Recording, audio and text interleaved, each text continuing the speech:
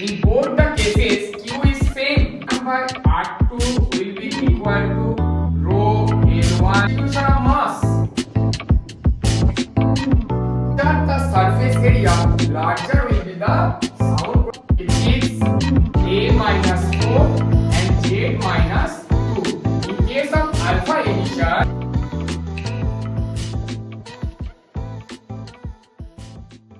hello students, welcome to Quantum Scholars.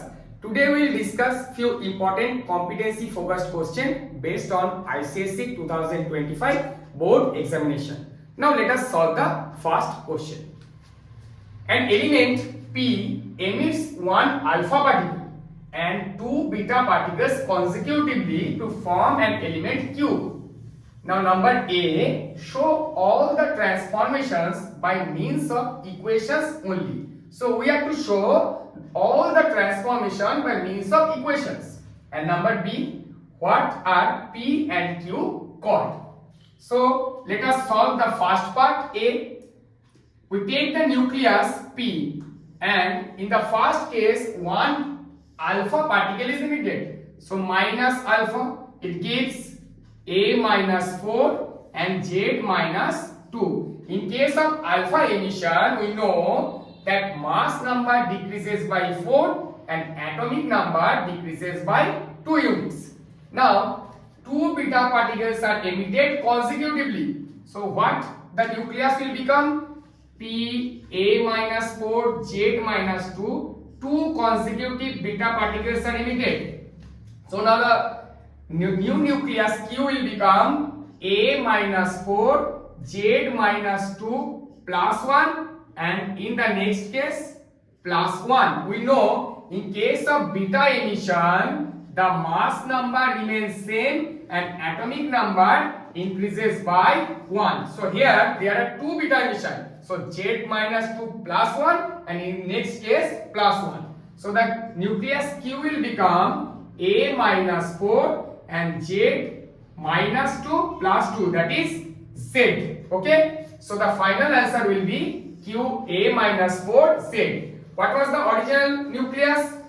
P, mass number is A and atomic number is Z. And in the new nucleus Q, mass number is A minus 4 and atomic number is Z. So in both the cases, the atomic number is same. So what are P and Q called? Element P and Q are called isotopes because we know in case of isotopes the mass number is different but the atomic number remains same. Question number 2. There are two copper wires of length ratio 1:2 that have their cross sectional areas in the ratio 1:4. What will be the ratio of their number 1 resistances, number B specific resistances? So, given L1 by L2 equals to 1 by 2 and A1 by A2 equals to 1 by 4. Now, we have to calculate the ratio of the resistances of both the wires.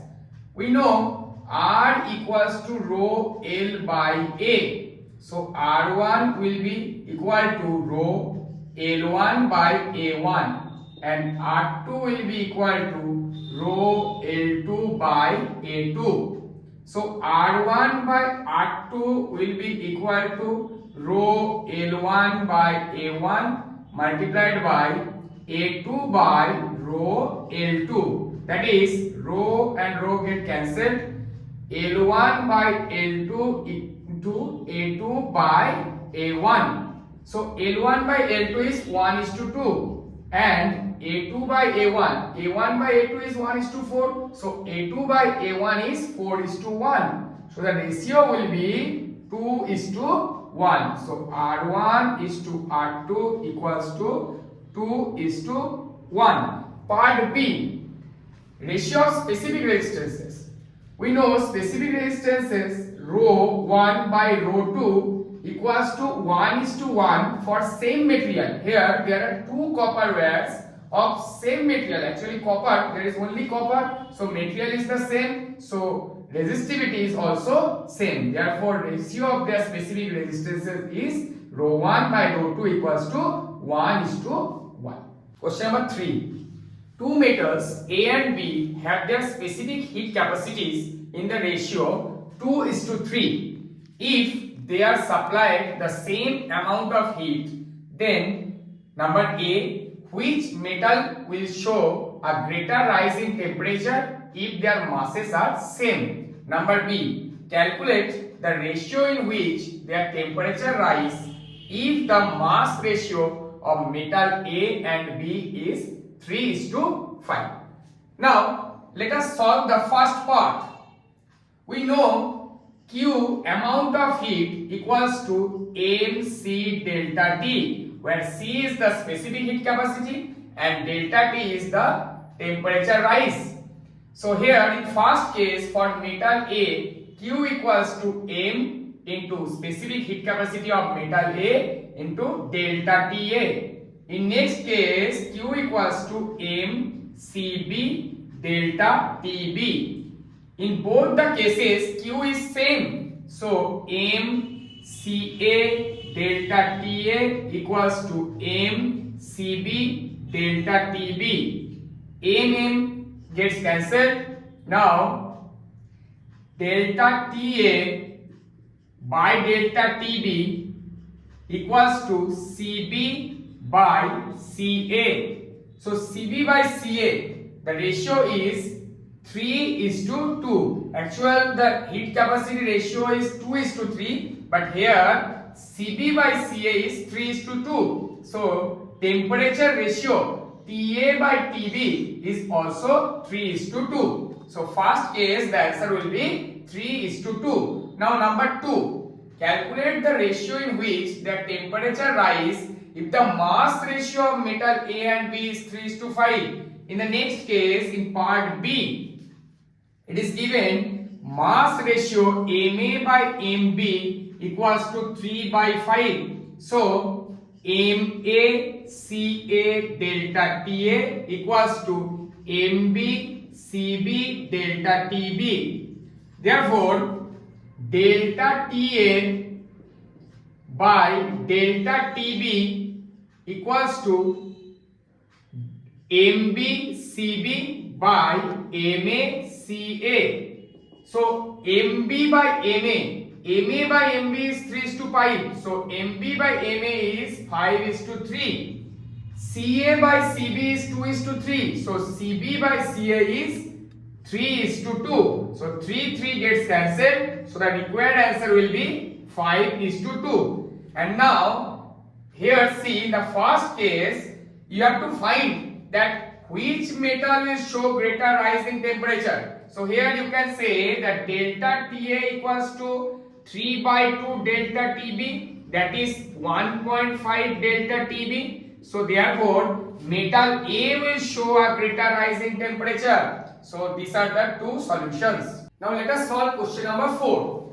When Shyam, the band leader, struck both the bass drum and the kettle drum with equal force, the bass drum emitted a sound measuring 120 decibel, whereas the kettle drum produced a sound of 90 decibel.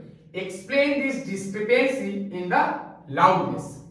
We know that loudness is directly proportional to the surface area. So larger the surface area, larger will be the sound produced, that is the loudness. So in case of the bass drum, the surface area will be more. So the sound is measured as 120 decibel, whereas in kettle drum the surface area is less as compared to the bass drum. So the sound produced is only 90 decibel. So here the main factor is the surface area. So the loudness differs in both the cases. Now let us solve question number 5. Will the center of gravity of a hollow sphere filled half with mercury and half with oil be identical to that of an empty hollow sphere? Give reason. So it will not be identical, okay? Because center of gravity depends on distribution of mass.